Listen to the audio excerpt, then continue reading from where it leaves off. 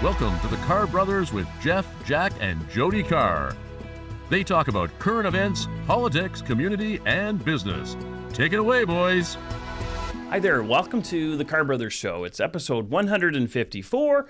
I'm Jack. And I'm Jeff. And I'm Jody, the third of the three Carr brothers. And we're very, very pleased to have our guest back for, I think, the third time. And the second time in just a little over 1 year, our Premier of New Brunswick, Miss Susan Holt. Hey, well, thank you. Thanks for having me back. Yeah. Thanks for coming back. Yeah, yes. Thanks for coming back. Exactly. And so we want to talk about, you've got a bit over a year and 2 months, I believe, close to that in government. So we'll talk about your perspective of the year, how that went, the most recent legislature, and then what's to look forward to for New Brunswickers in 2026. So. Yeah. Excellent. Yeah, so let's kick her off, guys, with, I guess, let us know how your thoughts of getting is the legislature done yet? Yes, Or it is it's done, done. okay. Yeah. So what are your thoughts about the year plus this last legislative session? Oh, it's been a year. Yes. I mean, we were dealt quite a hand in arguably December of last year, but that played out January, February with the threat of tariffs, and then the actual tariffs, and then more tariffs, and then bigger tariffs. Really put a wrench in some of our plans. It wasn't the hand we were expecting. It wasn't the forecasts we had built on, and it put a real uncertainty into our economy that has been challenging for not only people in softwood lumber and who are out there in the woods, but their employees, their supply chain, our folks who are working, who require steel inputs, and even just all sorts of businesses that are wondering what is going to happen next with what used to be our largest trading partner, and how do I go about finding new customers in places I've never been before. So that was not what we expected, and I didn't expect to spend as much time as I have with my fellow premiers across Canada and doing work outside of New Brunswick rather than work in New Brunswick. The interprovincial agreements that you had to work on and things like that. What good do you see that came out of that whole process? There is good that came out of it. So I'm glad that you asked that, because we saw New Brunswickers step up and buy local, not just in a retail way, but Atlantic Canadian companies looking for Canadian supply chain. We watched as businesses in New Brunswick that were losing 30% of their their business because it was American clients pick up 25% of their business from maritime neighbors or from Quebec and other places across Canada. So that was really a really great thing to see, that when push came to shove, Canadians looked around and went out and supported each other, business to business and locally. We have identified some opportunities in new markets that folks are going after that they wouldn't have otherwise if they hadn't been pushed to consider that, you know what, there might be a really big opportunity over here. But now, because you've got to find it, you're realizing, oh, that opportunity could end up being bigger than my usual work in the U.S. So there are some silver linings there. I think it's also pushed us to look at what resources does New Brunswick have that are really valuable in this moment, right? There's been a geopolitical shift. Our allies in terms of minerals and defense are shifting, and those are two things that New Brunswick has a lot of strength in.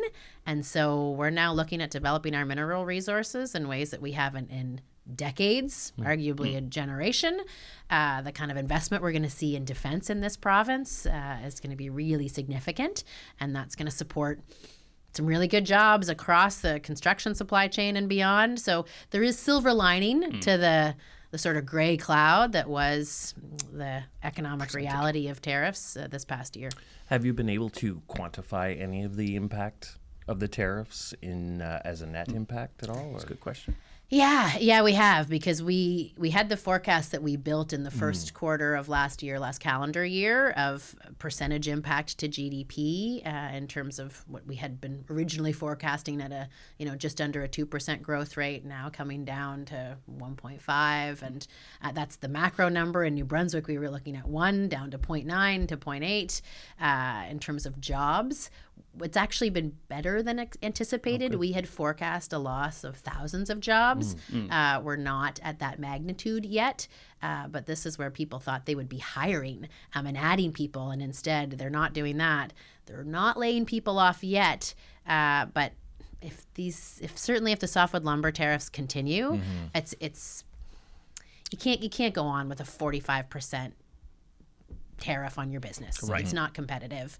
Not We need a sustainable. deal. We need a deal fast. Yeah. And so there have been jobs lost. There has been a percentage decrease in GDP that has impacted what we anticipated would be revenues this year.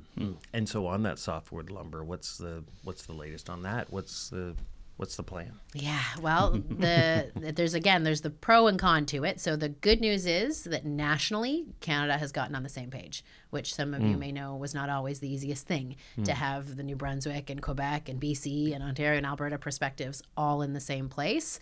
But industry has come together and said, here's what we're prepared to do. Here's what we're prepared to offer the coalition in terms of a negotiation in order to be tariff-free.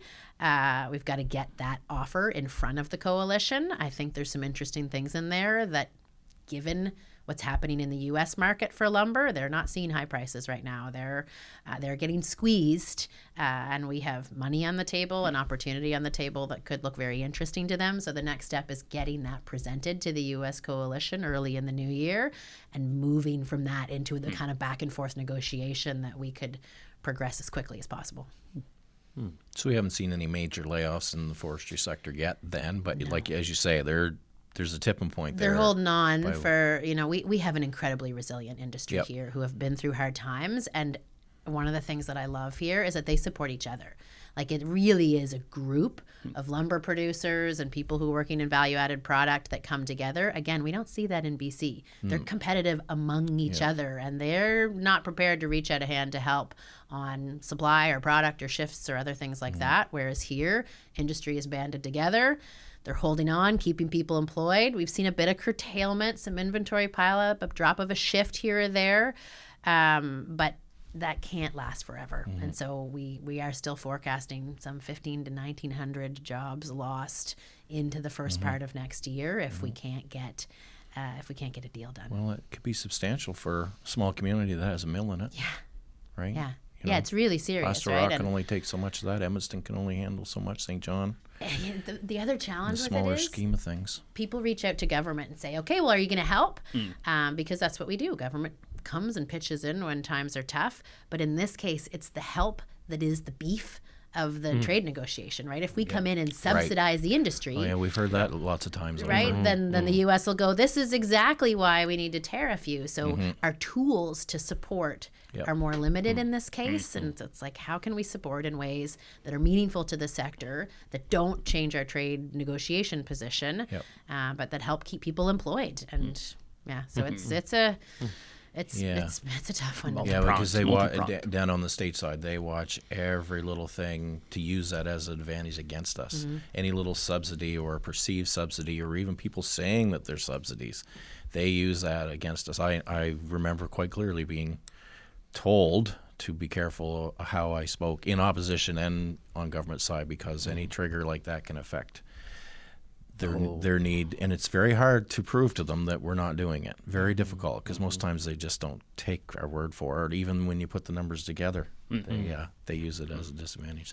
So going on to the tariffs, so basically, the tariffs haven't impacted the government's expenditure budget much, but on the revenue side, on the GDP, is where it's really hit you. Well, arguably, they've impacted both sides, because we put together a tariff package to support industries that we're seeing. So that was $150 million of expense that we carved out to say, we'll use this money to support impacted companies. And we've had some drawdown on those funds that we wouldn't have otherwise spent or planned to spend this year. So there's been a bit of expense, but the bigger hit has been on the freeze in economic activity, the uncertainty that has meant that nobody's jumping into big projects right now, and they don't know if their biggest customer is on stable ground or not. So that $150 million, has that been in the way of kind of like loans through OMB or cash out for certain programs, projects, Yeah, it's infrastructure? multiple things, right? Okay. DAF has a piece of it, ONB has a piece of it, Okay. RDC has a piece of it. I think we even had some DTI money that was Okay. going to communities, right? We extended the Campobello ferry season as a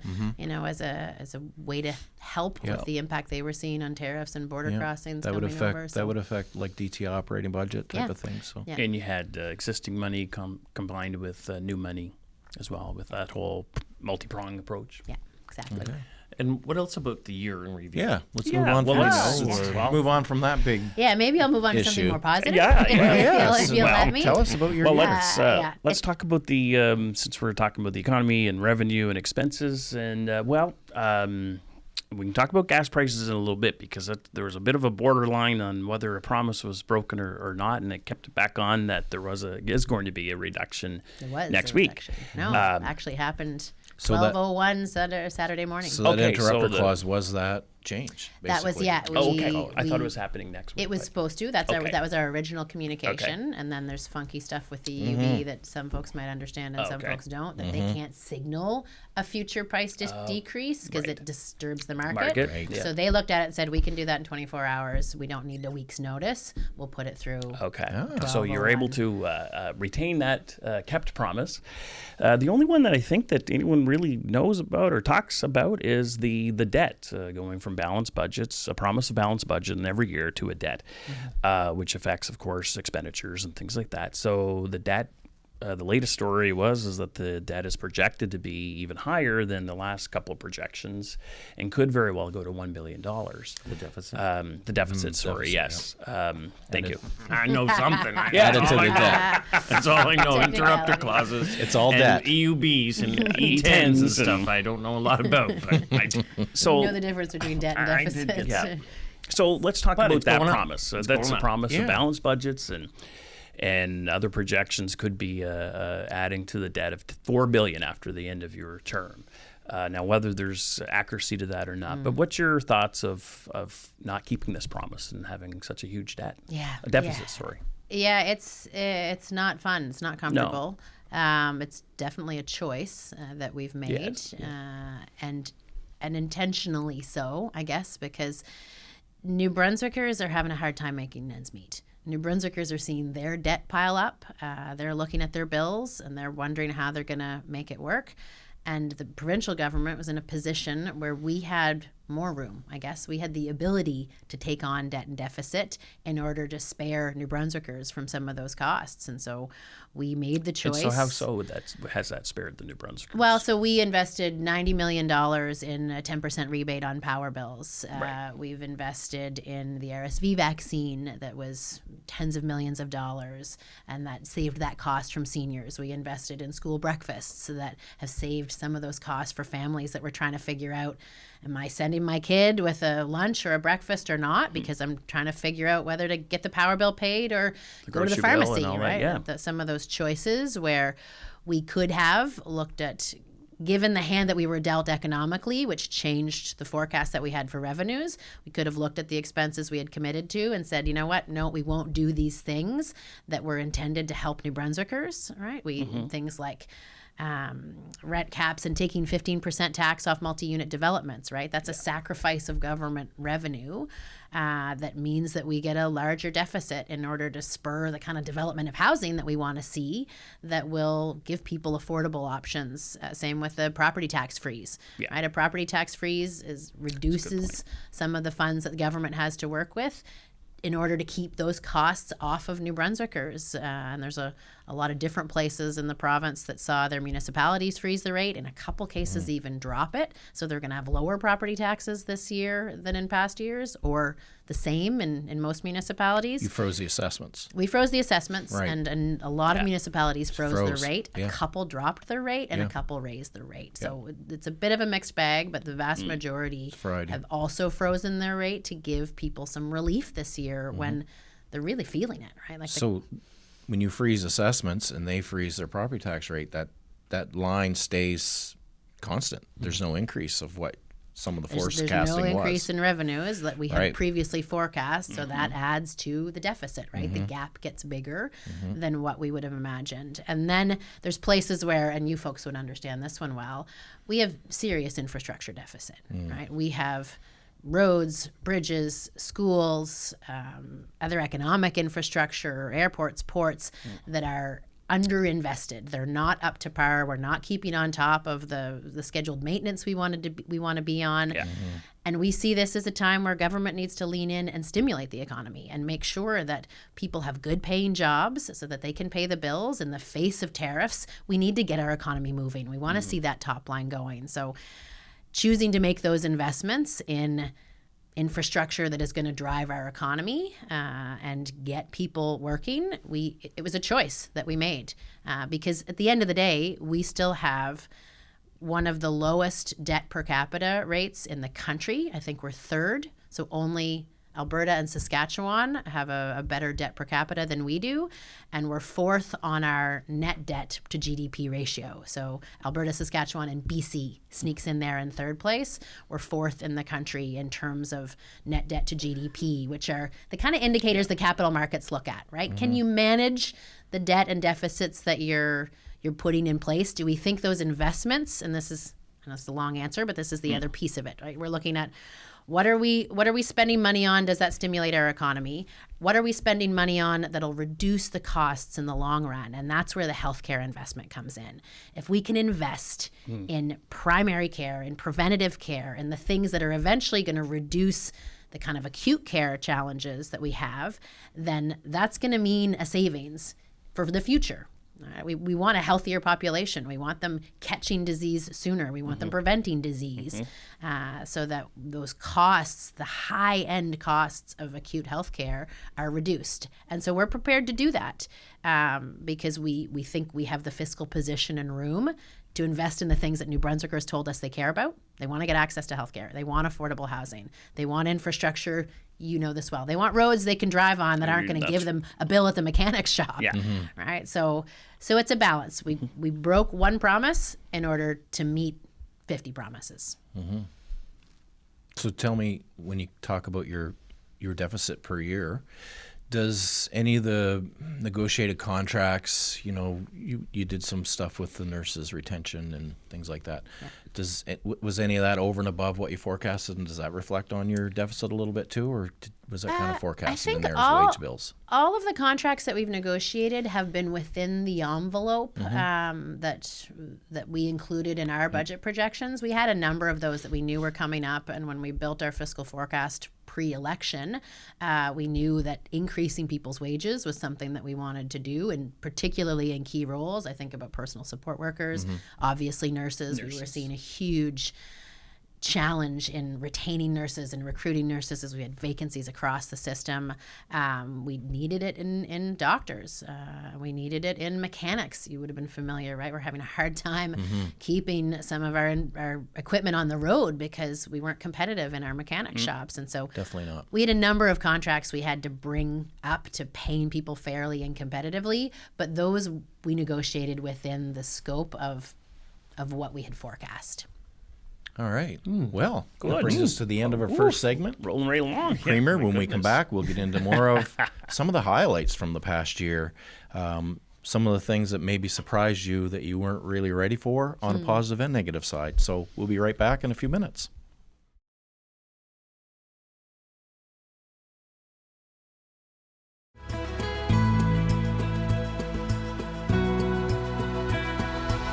Hi there. Welcome back to the Carr Brothers Show. It's episode 154. I'm Jack. And I'm Jeff. And I'm Jody, the third of the three Carr brothers. And we are very, very happy to have our premier, your premier of New Brunswick, Susan Holt, joining us. Susan, we're so pleased that you're with us tonight. Well, I'm glad you haven't kicked me out yet.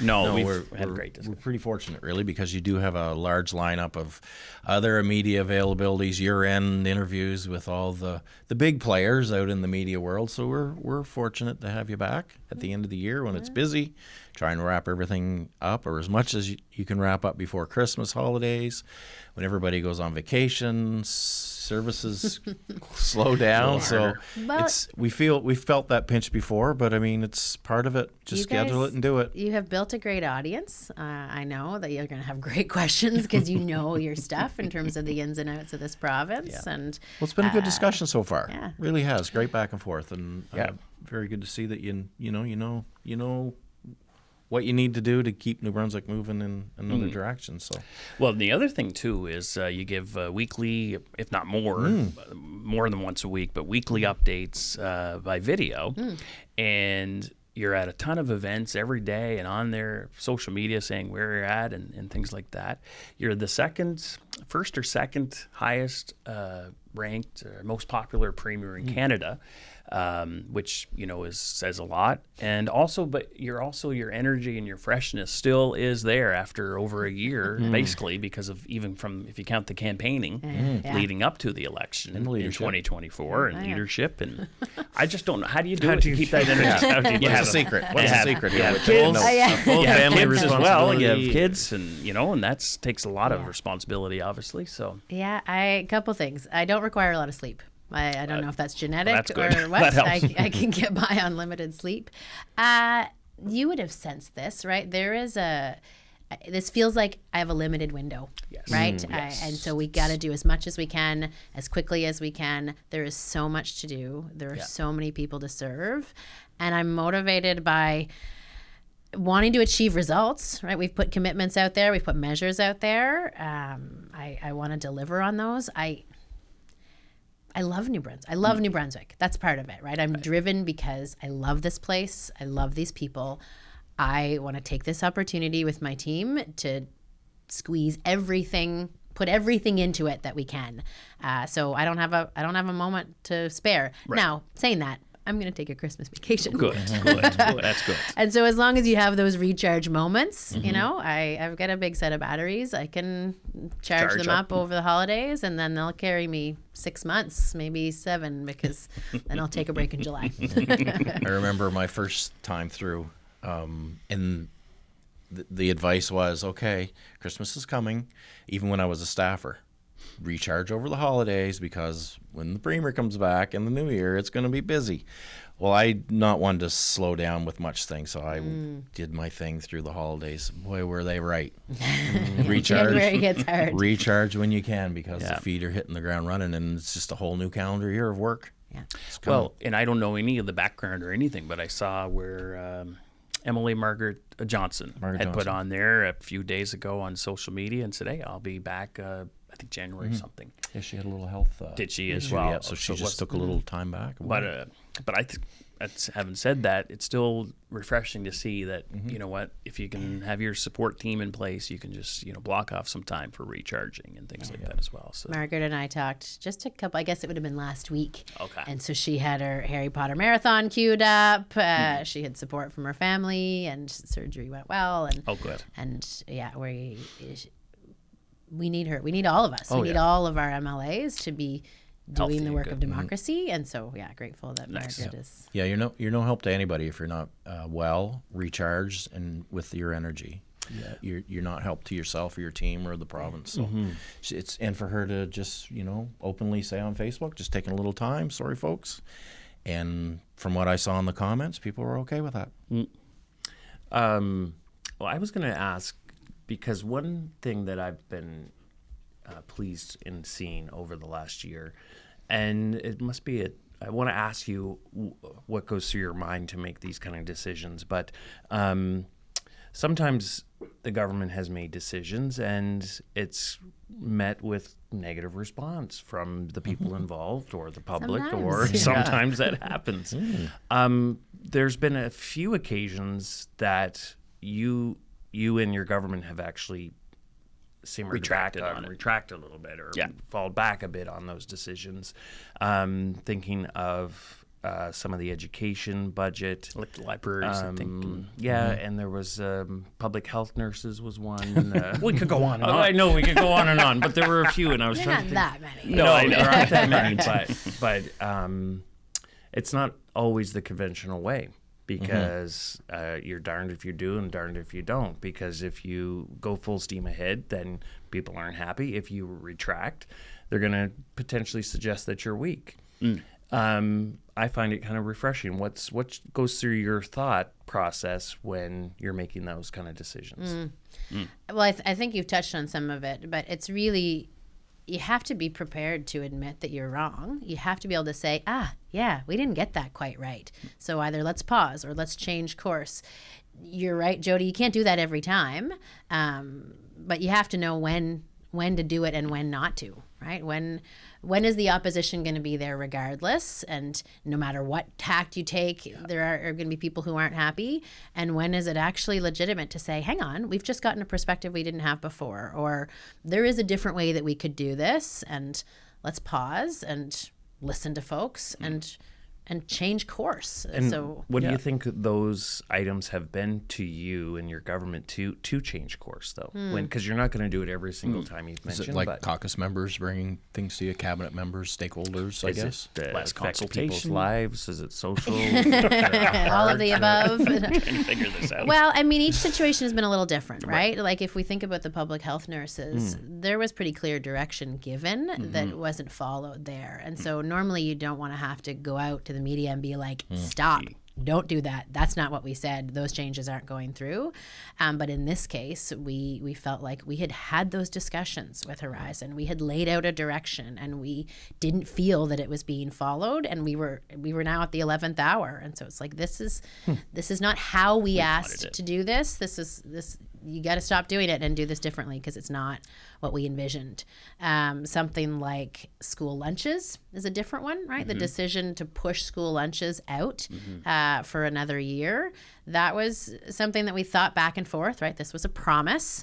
It has a cost. Are we ready to deliver it the way we want right now? Because the only way we were going to be able to do that last September was with like a single provincial contract with a multinational to just deliver the same thing, and that would push out all of the volunteers and kind of push out some of the local food. And I was like, I don't know if that's a compromise I want to make in order to meet a timeline for a commitment. Just to say. Yeah, just to say we got it done. I was like, I think this is one of those cases where hopefully people will forgive us that we've said, you know what, we need another year to make this happen because we want it to happen right. Not this way, right? And so, I mean, some of that is on the price of gas, right? We wanted the carbon adjuster gone. We tabled it in our first session in the legislature. And then we decided, okay, there's lots of feedback that we're getting. We will agree to have an open committee and invite in witnesses and hear what folks have to say. If you ask me now if I, would I have done that again? I'm not sure. But we were a new government who wanted to show we're listening. We're listening to stakeholders. We're listening to the opposition. We're open to hearing more. And then, we learned some things that told us, we need to have a hearing. We have to have a hearing. We need new margins. I still, we could have done something then, but we said, okay, no, we'll let you go through the margin process, make those adjustments. Made the adjustments, didn't consider the cost of carbon. Okay, we're going to kick at this again. Like, we're going to take it off. This is the date we're taking it off. We took it off. So promise met, cost of carbon adjuster's gone, but the benefit that we had intended behind the promise wasn't realized. It's like, okay, we're going to kick at this can another way, right? Like, what are the ways that we can get both the act we said we'd do done, but the benefit realized to New Brunswickers? And so you make choices all along to try to figure out, is this the time to compromise? Is this the time to hold firm? And I don't know that there's any two instances that were the same each time, right? Right. Yeah. You just use your internal compass and take all those factors in consideration, then make the decision at that moment. Yeah. The way you've done. So Yeah, you're not. I under no pretenses, we're not going to get it right every time. And there's going to be more mistakes coming. Breaking news. Yeah, breaking news. More mistakes coming. Like, it's just not going to be the perfect. Obvious, Captain Obvious. But it's how you handle it. It's how you handle it when something's gone wrong. Yeah, that sometimes you can't predict. How it's going to roll out until or whatever. It rolls and I mean, even on the carbon adjuster thing, pre-election, you guys are pretty adamant that you're removing it. Did the community store owners not tell you then you couldn't? It's interesting because I was surprised how little we heard from them, even though we signaled very clearly, this is what we're doing. And I don't know if they didn't believe us or they waited until we were in government to come and knock on our door and say, hey, this is the problem that it's going to cause. And that's when we realized, you guys haven't had a margin review in how long? I'm like, okay, we got a couple different problems here. We need to fix your margins so that they're competitive. But this cost of carbon adjuster was never supposed to be like this. It's not the right formula. We're overpaying. It can't and shouldn't continue. It's not good regulatory practice. So now we've got to fix a few different things. And in doing all that, we discovered that we should be using the E10 price benchmark. It's like renovating an old house. Right? Here, right? Oh my Goodness gracious. Once you start opening the walls. That's why often it's easier to do nothing, but that doesn't seem to be what you're about, Susan. You've, Madam Premier. I mean, I would rather be faulted for trying to do too much than not doing enough. But if I'm going to pick one of those, I'll take the tried too much, pushed too far, rather than didn't go far enough. Well, I wouldn't mind, Joe. Go. No, I was thinking you were going to ask something. Well, I wanted to bring up before we run out of time in our show, and it's just something that's, I guess, there's a few things that are near and dear to me, but one is long-term care patients in the hospitals that have to wait for months and months in order until they get into the nursing home. And most recently, the granddaughter of an icon, a legend, a huge benefit to our province, Sheldon Lee, had passed away a couple months ago, and his granddaughter spoke out and said, he had to wait 7 months in the hospital to wait for a nursing home. And then when he did finally get his nursing home, he passed away a few months after that. But he, had quite horrible conditions at times, as the granddaughter had mentioned, being restrained in a chair in the hallway alone, infections that were untreated, soiled clothes, couldn't eat. So then his food was on him quite a bit when the family would come and see him, and then just really, really hard situations. And he's certainly not the only New Brunswicker that has to stay in hospital waiting for long-term care. Are we going to get this fixed? Are we able to? The health minister said, we're going to keep working on it and things, but are we going to be able to get this fixed? Today, I'm not sure. Right.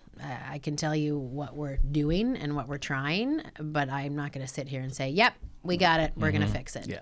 I think people have been either intending to fix it for years, and many governments. Yeah, because it's not just any one government. Let me say, right? Like this didn't happen in the last 12 months. We all know that. Mm-hmm. I'm not gonna there's not one government in the past that did one thing terribly wrong that set this all afoot. It's demographic.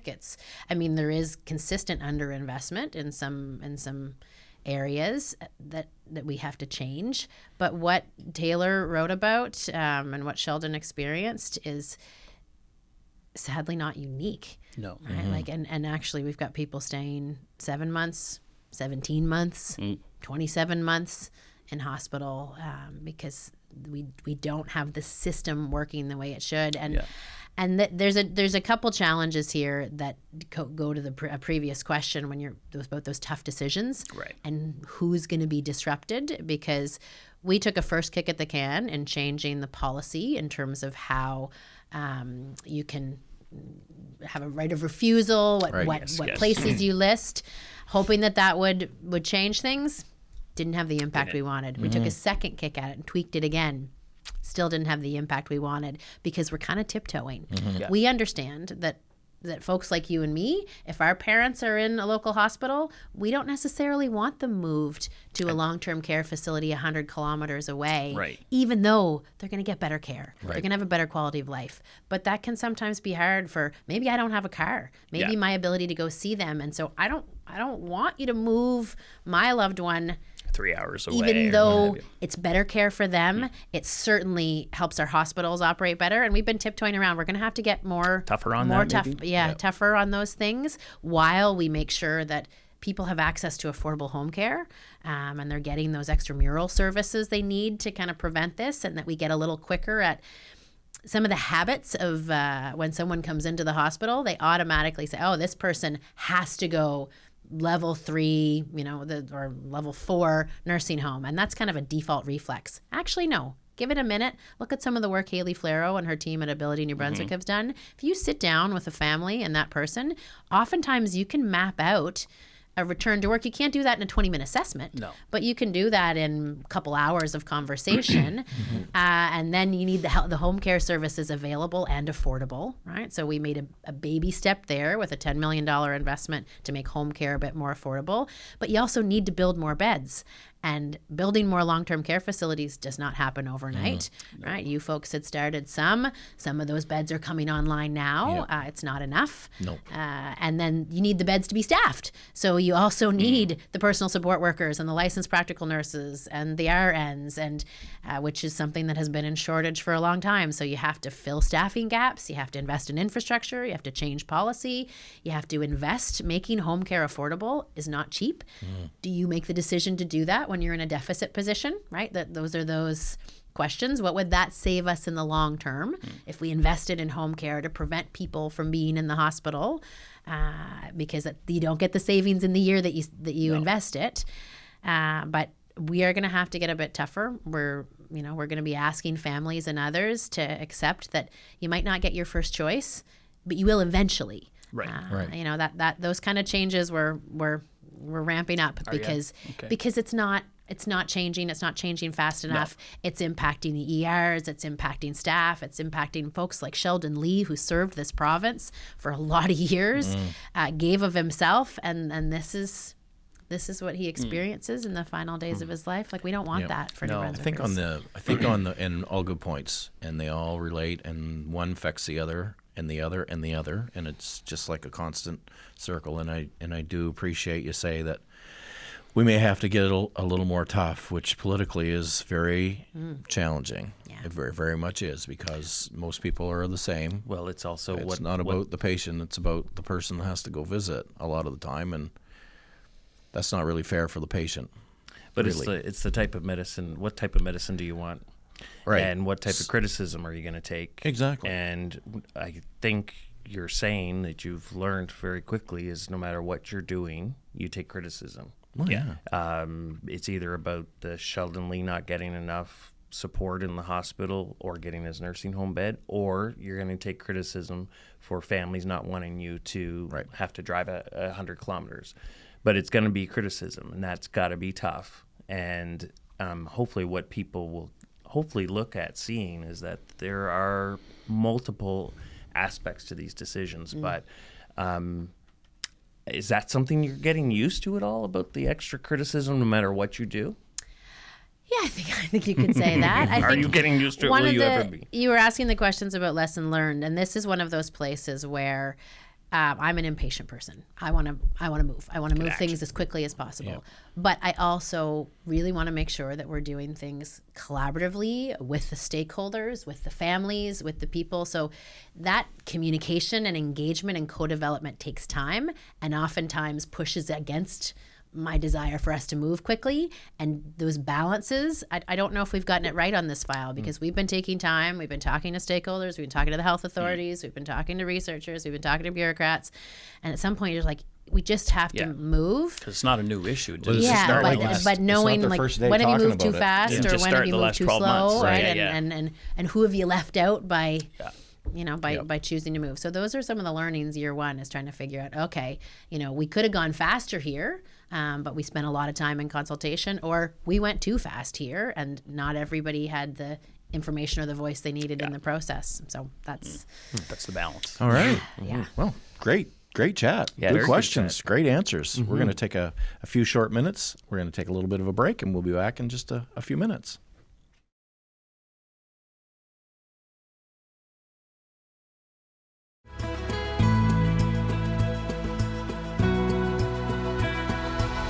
Hi there, welcome back to the Carr Brothers Show. It's episode 154, and I'm Jack. And I'm Jeff. And I'm Jody, the third of the three Carr brothers. Well, we're very pleased to have our premier, Susan Holt, back on the show. We're doing a year-end interview, and it's just been a great discussion. So thankful and pleased that you're able to fit in your schedule, very busy schedule, especially this week with numerous year-end interviews and things like that with the media and all the things that you have to do. So very pleased to have you on the show. Well, very thankful you put the Carr brothers on your list, but our viewers on your list Right. of year-end interviews. Yeah. So I know you have a dedicated fan base, and so I'm happy to have a chance to try to talk with them or through you. And we need the local media, right? Yeah. We need our local CHCO or our local news. It's different from what you get with some of the bigger outlets. And CHCO has been just excellent. And of course, you've been on several times with Vicky and down in St. Andrews and things, but to be on potentially in every home that has cable, on Rogers, on Shaw, and on Bell, it's a great service that CHCO provides, as you mentioned. So we're very pleased with them. Mm-hmm. So go ahead, guys. Well, what do we want to talk about 2026? I want to know, when's the cabinet being shuffled? You've gone a year, really, by and large, unscathed overall. Essentially. What are you doing over Christmas into January, and what's coming ahead for 2026 for Susan Holt's government? There's a lot on for 2026. There's two ways. One, our legislative agenda for the spring is pretty heavy, in part because a lot of the work that we started a year ago. It takes time to get the decision made, to get through cabinet, then get into the drafters and get written up. So a lot of that lands. I'm already exhausted. You can make sure. A lot of that will land in the spring.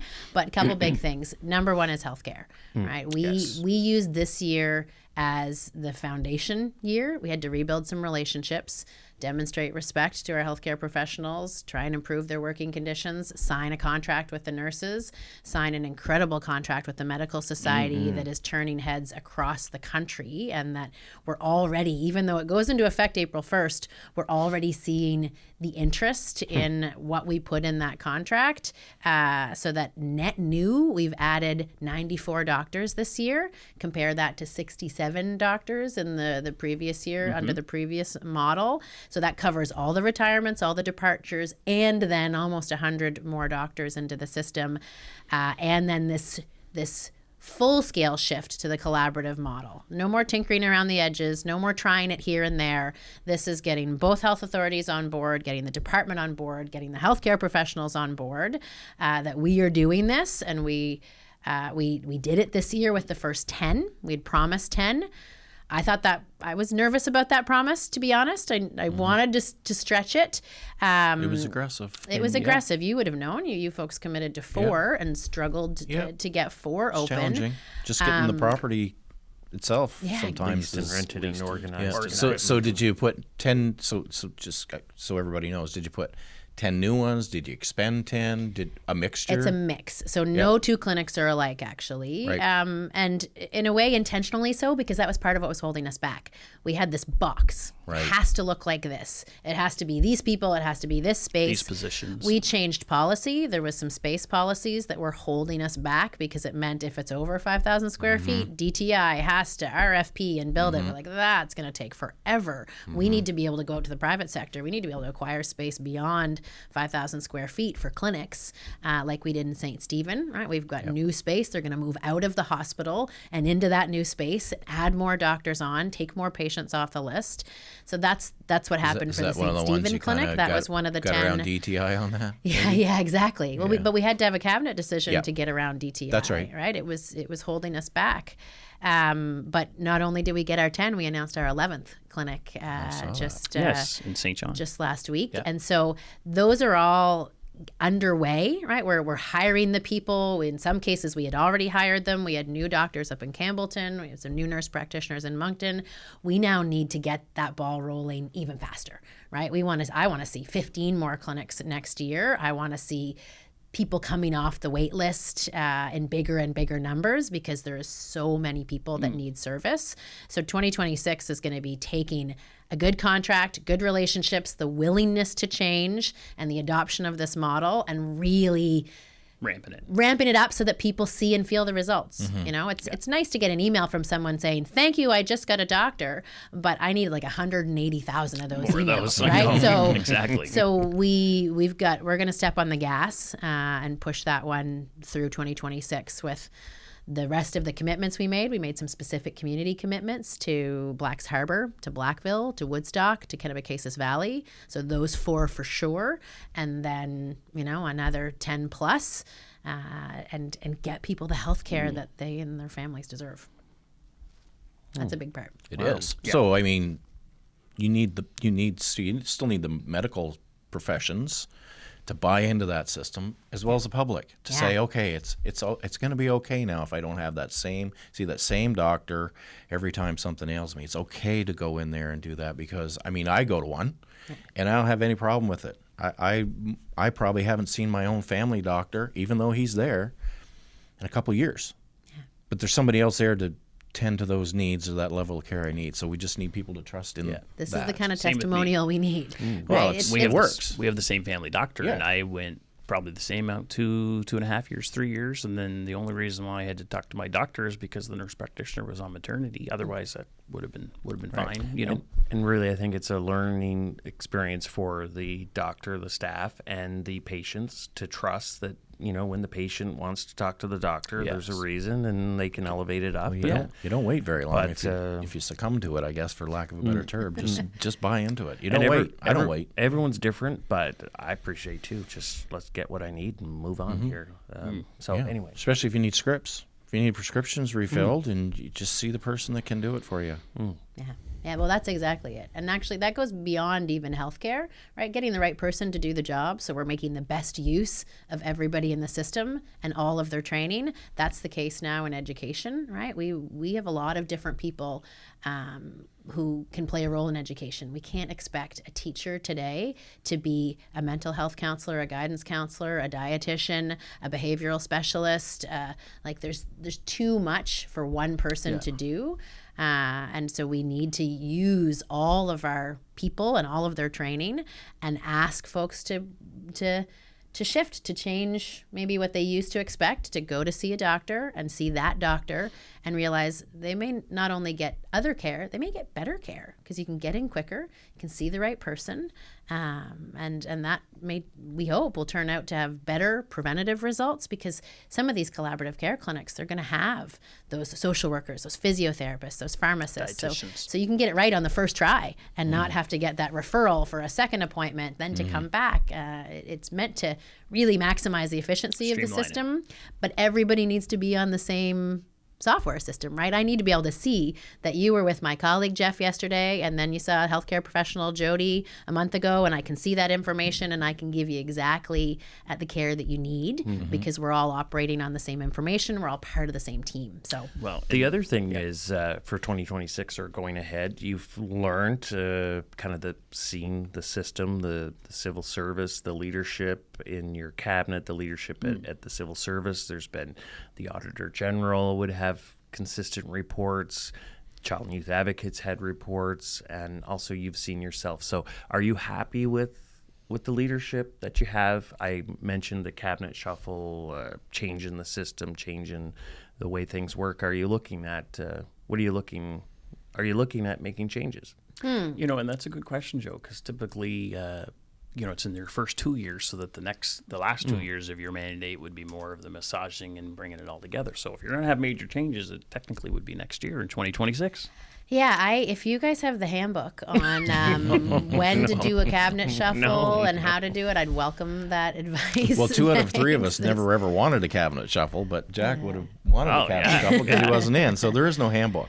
Yeah, I you know what? I have an incredible team of ministers who are really dug into their files right now. And like you say, that first year is a bit of a learning year. You're getting to know the leadership in the civil service, the stakeholders. So they're kind of coming up to that peak performance right now where, okay, they know the people, they know the files, they know the landscape, we've got mandate letters. Folks have a plan for 2026. So I don't currently have a cabinet shuffle scheduled in the calendar. It doesn't mean there won't be one. Just as of today, that plan isn't there. I've got great people working really hard and doing really well, and I don't want to upset that apple cart tomorrow. So. And from a system-wide perspective of the civil service, you don't see any major changes so much? Or? I mean, we're always watching. We've made some this year, as you would have seen. We've had a couple deputy ministers change in different places. We've had the clerk change, and so we're always watching at who's best placed where. A good example is you look at the ALC and long-term care file, right? Is that maybe that needs special attention. Maybe we need to put somebody on that and just on that who, you know, because social development is a massive department. There's so many vulnerable people to serve. So we're always looking at, you know, at who's doing well. We've got some folks that are probably going to near retirement at some point. So you're always watching to make sure we have the right team in place for the challenges in front of us. Well, one of the, you mentioned, you know, a special action committee perhaps for long-term care, but you've already got one on, which just to bring up, we've only got really a couple minutes left, but on homelessness, you just put together an action committee and they just, you know, had their first meeting, I believe it was late last month, on homelessness, addiction, public safety, our streets, major crisis that we have. And we're going to see some results from that committee in 2026, I believe. Well, you want to talk about what's on the docket for 2026? I think there's going to be a lot more on that community safety piece. And this is something you do in partnership with the municipalities, right? In 2025, we did some of that. There was a number of people from around here, Minister Cindy Miles being one, who were on Fredericton's Community Safety Task Force to help build that out. St. John started to build a particular plan, but every municipality in the province needs one, and we need that to fit under a provincial community safety strategy. So I think you're going to see more work on that front. We've been doing some tweaks about who can do what where, right? What's the role of justice? What can we do in the legal system to help some things move differently? How do we support community police force, relationship with our CMP? There's a lot to it. The Homelessness Task Force has hit the ground. They got $7.9 million out of the door to do some urgent and partnered housing solutions. They're going to have a homelessness strategy that's going to come out shortly, literally, and then you've got to move to action. But you have to do it with all of your partners, because that is a particular space where we have a lot of knowledge on the ground in communities, nonprofits, municipalities, and others. So again, you want to go fast, but you got to do it with everyone, and in a way that recognizes that the challenges in the Miramichi on homelessness look different from the challenges in Edmundston on homelessness. And so can you put the right kind of flexible model in place? Yeah, because when the government says they're going to show up and help, we got to be really, really careful. Right? Well, and when you say that to people, they're also like, okay, just take your time here. Yeah. So we know what that means when you say you're coming to help. So This it's gotta be government collaborative. wants to show up and help. Oh, yeah, and you I definitely want to wanna- recognize you folks, because you're helping these conversations get people talking. Yeah. And so I brought a little token of my appreciation. Wow, that's Okay. great. Hopefully. We have some good local Ganong's products. Brand new packaging. I saw this. Peanut caramel clusters. Have you seen them at the butter grocery caramel store? clusters. Well, no, they are no. selling like wildfire. I saw it on. Really? I saw it on at your Christmas annual Christmas. yes, yeah, the you know, open with house. O&B and things. And I saw Yeah. the picture with you and Joel Richardson. I Oh believe yeah, with it the was. cook. yeah. That's right. With the cook group Cook had a booth. But what a success story. You know, the business was sort of going under for sale and things, and Cook bought it. Yeah. You know, it was Well, producing made something an like investment. Made an investment, yes. Ganong Right. still owns it. Ganong's is still, let's be clear. of course, but it was a partner, and went something like $40 million a year. Now it's up to $110 million. And thank you very much for Their having sales and Excellent. they're innovating, right? This is Yeah. new packaging for them. This Yep. is not the Delecto box that Right. my mom loves, and she's still gonna get this Christmas, Mom. me. Like the chicken But- bones. And our This mom's is- getting chicken Well, bones. there's no Exactly. second layer in here. Like the box, you opened it up and you took the first off, and then there's always another treat underneath. No, this is is great. awesome. But This is these will be premium. fresh, and this is a local success story, It and is. this is for all those New Brunswickers that want to buy local. Here's one option. And it gives you that turtle vibe, you know, the turtle vibe that we all grew up with. those And, turtles. and this is just excellent. Can't wait to dig into that. Thank you. No, I will. Or We when do. I go into the car. I probably will take Just test them. Yeah. I'm amazed I didn't open them on the way out here. Exactly. Yeah. We appreciate it very much, and we appreciate your willingness to come here. And there's always an opportunity when you sit in front of the Carr brothers to get very, very tough questions, but we thought it was You got good. one last tough question? Is that No, the setup? well, Or we've like- only got a couple minutes left, so what do you want to end on? Yeah. Yeah. What's your Oh, message gosh. for New Look, Brunswickers? There's so much that we have to do. What's my message to New Brunswickers?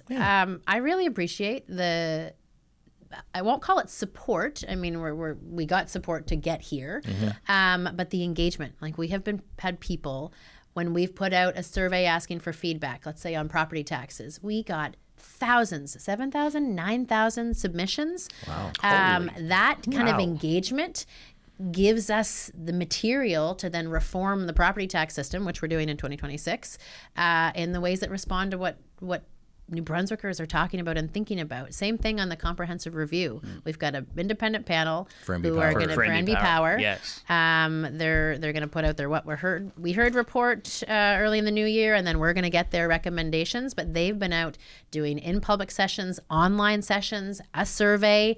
Lots of response, lots of participation. It's that engagement that tells me people care about New Brunswick. They care about the decisions we're making. They want to be a part of it. And that helps us make better decisions, right? Like if you don't hear from people and we get out there and we get on the ground, you've seen my travel schedule. I love, it's a perk of the job that I get to go into every corner of New Brunswick Yes. and see and learn the differences and hear from people. What do you need? What do you want? We want to make sure we're putting our money into the things New Brunswickers care about. We're putting our time and energy into that. So I'm grateful. I'm grateful that we have people who are continuing to engage with us, who are continuing to have faith that it's a sincere conversation and that input is going to result in changes to our policy decisions, and that's good for our democracy.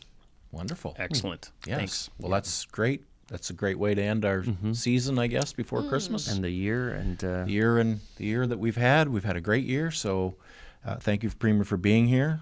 And from the Carr brothers, Yes. we want to wish everybody that's watching a very Merry Christmas. and wish you and your family, Susan, a very, very Merry Christmas and a nice little break and a Happy New Year Yes. and an opportunity for all of us. So thank you. Yeah. Really appreciate it. Thank you for having me. Merry Christmas to all of you and your families and your spouses and all of your audience. Thank you. So that's it for this year, 2025. That's a wrap, and we will see you early in 2026 when we'll have a new slate of wonderful guests to bring you all the great information that's happening and all the exciting things that are happening in the province of New Brunswick. Thank you. Thank you. Thanks.